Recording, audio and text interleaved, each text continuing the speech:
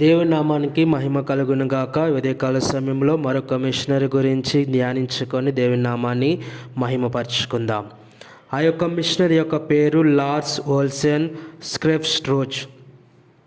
ఈయన 4 ఫిబ్రవరి 1840లో జన్మించినారు.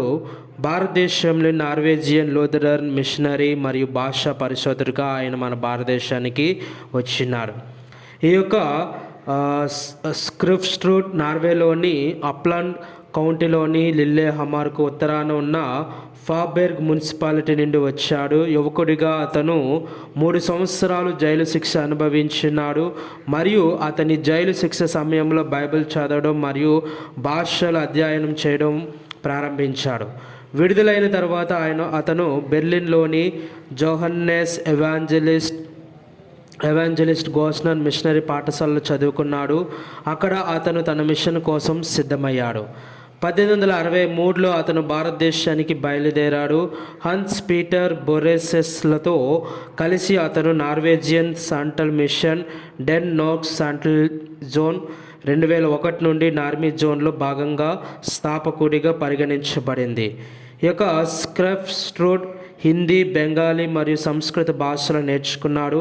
స్థానిక శ్రావ్యతలకు క్రైస్తవ గ్రంథాలతో కూడిన శాంటాలీ భాషలో పాటల పుస్తకాన్ని మరియు తరువాత శాంటల్ ప్రజలకు వ్యాకరణాన్ని కూడా ప్రచురించాడు.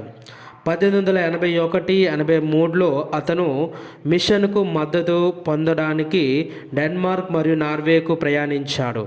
1882లో అతను క్రిస్టియానియా, ఇప్పుడు ఓస్లోలో బిషప్ కార్ల్ పీటర్ పరెలియస్ ఎస్పెండ్రాప్ చేత నియమించబడ్డాడు.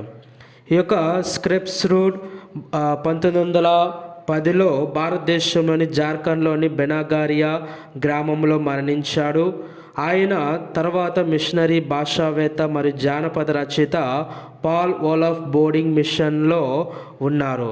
భారతదేశంలో ఆయన స్థాపించిన మిషన్ జార్ఖండ్, బీహార్, పశ్చిమ బెంగాల్ మరియు అస్సాం రాష్ట్రాల్లో 1,50,000 కంటే ఎక్కువ మంది సభ్యులతో చర్చిగా పెరిగింది. 1950లలో ఇది ఒక స్వతంత్ర సంస్థగా మారింది.